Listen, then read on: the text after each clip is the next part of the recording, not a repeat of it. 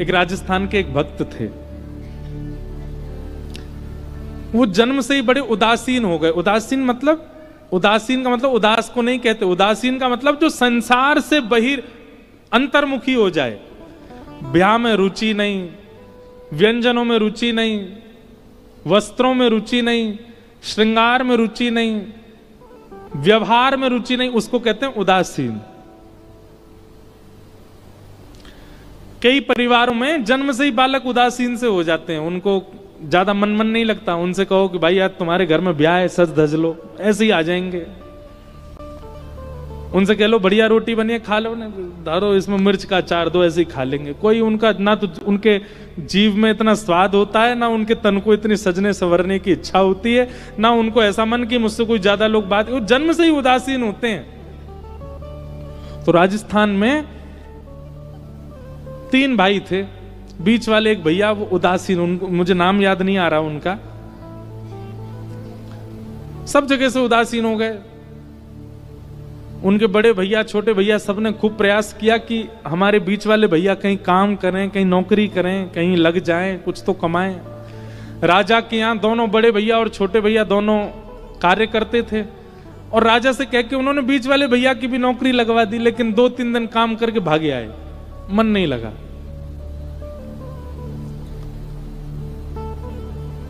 संसार कितना स्वार्थी है। घर के लोगों को कुछ दिन बाद वो खटकने लगे, कुछ करते धरते नहीं है, बस पाते रहते हैं, पड़े रहते हैं। व्यंग में एक दिन घर के लोगों ने कह दिया, बोले कुछ करते तो हो नहीं, पूरे दिन रोटी उड़ाते हो। पता चलती जब स्वयं जाते, स्वयं बना के खाते। अब उनको इतना ज्यादा ये बात पीड़ा देने लगी, अब घर के लोगों को हमारा उपस्थिति से सुख नहीं, तो हम चले जाते हैं। उन्होंने निर्णय लिया, घर वालों से कहा हम घर छोड़ के जा रहे हैं, आप लोग प्रेम से निवास करिए, हम कहीं और रहेंगे। घर के लोगों ने कहा कहां जा रहे हो ये तो बता दो। बोले क्यों, क्या करोगे? और कल को तुम्हारे प्राण चले गए, हम लोग आएंगे तुम्हारे शव को लाके तुम्हारा अंतिम संस्कार तो कर देंगे। बोले नहीं, जब हमसे ही आपका कोई संबंध नहीं है तो फिर हमारे अंतिम संस्कार से भी आपका कोई संबंध नहीं होना चाहिए। तो छोटे बड़े भैया व्यंग में बोले तो फिर कौन करेगा तुम्हारा संस्कार?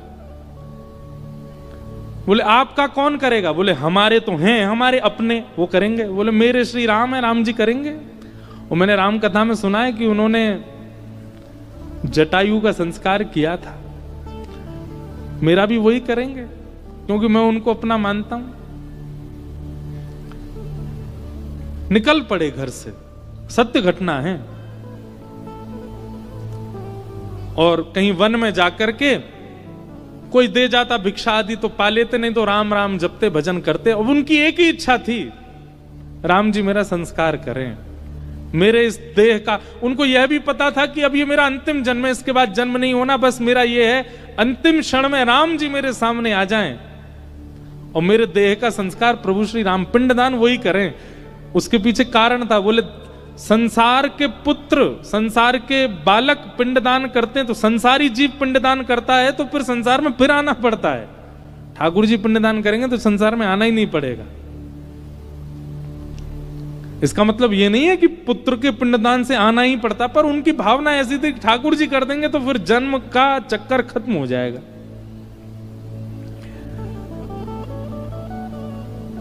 उनका अंतिम समय आया, और अंतिम समय आया तो जीवन भर जिस भावना से उन्होंने भजन किया था वो पूर्ण हुआ, और प्रभु श्री राम उनके सामने प्रकट हो गए। और अकेले प्रकट नहीं हुए, राम जी भी आए, लक्ष्मण जी भी आए, भरत जी भी आए, सीता जी भी आई और हनुमान जी भी आए, सब आए साथ में। सब ने आकर के एक क्षण के लिए उनको राम दरबार का दर्शन हुआ, और दर्शन देते ही उनके प्राण निकल गए। प्राण जैसे निकले, ठाकुर जी के नेत्र सजल हो गए। अब देखो, कोई जीवित अवस्था में अगर ठाकुर जी को बुलाए तो ठाकुर जी का आना संभव होगा? मुझे नहीं लगता कि वे आएंगे। हम ना तो हमारी भक्ति ऐसी कि ठाकुर जी हमारी जीवित अवस्था में आ जाएं, इसलिए ठाकुर जी से यही मांगो कि अंतिम क्षण में आ जाना आप। राम जी आ गए। राम जी ने तुरंत लक्ष्मण जी भरत जी से कहा व्यवस्था करो, इनका संस्कार करना है। लक्ष्मण जी ने, भरत जी ने लकड़ियां तोड़ी, लक्ष्मण जी ने चिता बनाई, सब व्यवस्था हुई। और सबके मन में यह भाव था कि जटायु का संस्कार तो केवल लक्ष्मण जी ने देखा था, आज ठाकुर जी के हाथों एक परम वैष्णव का संस्कार हम भी देखेंगे। हनुमान जी महाराज चरणों में गिर गए, बोले भगवान हम आपसे एक प्रार्थना करना चाहते हैं। क्या?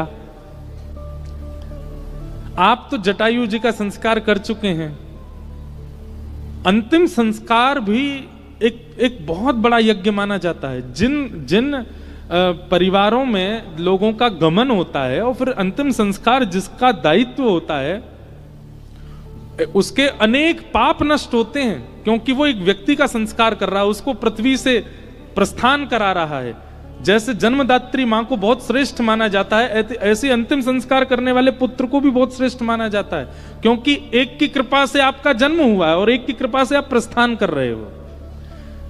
इसलिए अंतिम संस्कार करने वाला सुपात्र होना चाहिए, इसीलिए पुत्रों को पात्र बनाइए। एक माता जी हमारे पास आई थी कल परसों, उन्होंने एक बात कही, बोले महाराज जी हमारे बुंदेलखंड में अगर पुत्र जन्म ना ले तो हमारे बुंदेलखंड में बहुत उसके प्रति, मां के प्रति, उसके प्रति बहुत दुर्भावना रखी जाती है।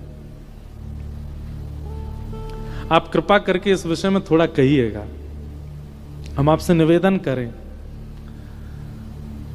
सबसे पहले तो देखिए, पुत्र की कामना एक ना एक दिन सबको हो जाती है, परंतु अगर आप परम वैष्णव हो, पुत्र की कामना मत कीजिए, पात्र की कामना कीजिए। किसकी कामना? पात्र की। और पात्र पुत्री भी होती है।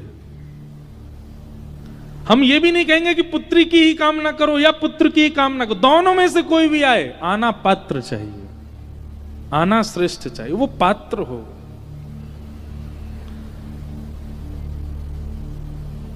नहीं तो आजकल जैसे पुत्र जन्म ले रहे हैं ना, ऐसा कहते हैं पुम नामक नरक से तार देता है पुत्र, पर आजकल जैसे पुत्र जन्म ले रहे हैं वो जीते जी परिवार को नरक बना देते हैं, संसार को नरक बना। ऐसे पुत्र की क्या कामना करना?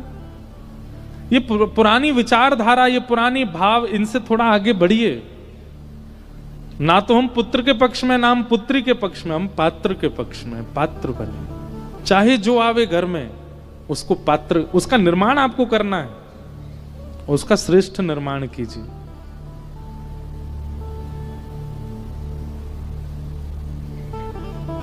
हमारी भारत भूमि वीरांगनाओं से भरी है, वीरों से भरी है, और उनका निर्माण पिता माता ने ही किया है।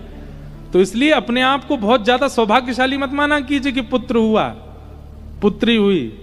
सौभाग्यशाली तब मानिए कि पात्र हुआ।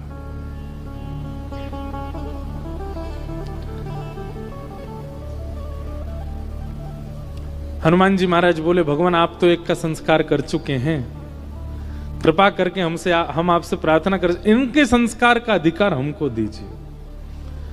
हम इनका संस्कार करेंगे और 13 दिन तक जो नियम होते सबका पालन हम करेंगे। राम जी महाराज इतने प्रसन्न हो गए, और फिर उस वैष्णव भक्त का संस्कार अनंत बलवंत श्री हनुमान जी महाराज ने किया। जैसे ही हनुमान जी ने चिता में अग्नि प्रज्वलित करी, हनुमान जी के हाथ, हनुमान जी का नाम ले ले महाराज, भूत पिशाच निकट नहीं आवे, महावीर जब नाम सुनावे। हनुमान जी के नाम से भूत पिशाच भाग जाते हैं। जिन हनुमान जी ने चिता में अग्नि दी हो, जैसे ही उस चिता में से, अग्नि में से धुआं प्रकट हुआ, तो उस क्षेत्र में जितने भी प्रेत वायु में भ्रमण कर रहे थे, उस धुआं का स्पर्श करते सब मुक्त हो करके भगवत धाम को प्रस्थान करने लगे, और प्रस्थान करके सबको वैकुंठ की प्राप्ति हो गई। अब नियम होता है कि 13 दिन तक नियमों का पालन किया जाता है। तो हनुमान जी महाराज वहीं रहते, जहां चिता पर अग्नि हुई थी वहीं पास में ही हनुमान जी रह करके, और जो होता है पिंडदान हो, 10 गात्र हो, आदि आदि जो सबका नियम कर रहे थे। तभी हनुमान जी को जोर जोर से रोने की आवाज आने लगी। तो हनुमान जी महाराज ने वृक्ष के ऊपर देखा, समझ गए कोई प्रेत रो रहा है। हनुमान जी बोले, अरे यहाँ इस गांव के इस जंगल के सारे प्रेत मुक्त हो गए, तुम कैसे रह गए? बोले, जब आपने अंतिम संस्कार किया था सब यहीं थे, मैं कहीं घूमने गया हुआ था, उस समय मेरा संस्कार नहीं हो पाया है। तो हनुमान जी महाराज बोले, बोले जिसका संस्कार हुआ वो सामान्य नहीं था, उसने अपना पूरा जीवन राम जी को अर्पित कर दिया और हमारे हाथ से संस्कार हुआ है, रुको हम तुमको मुक्त करते हैं। और 5 दिन पुरानी चिता राख बन गई है, उस राख के ऊपर सामान्य लकड़ी रख के हनुमान जी ने सामान्य लकड़ियों में अग्नि लगा दी, उससे जो धुआं प्रकट हुआ उससे भी 2-4 प्रेत और मुक्त हो गए, भगवत धाम को प्रस्थान कर गए।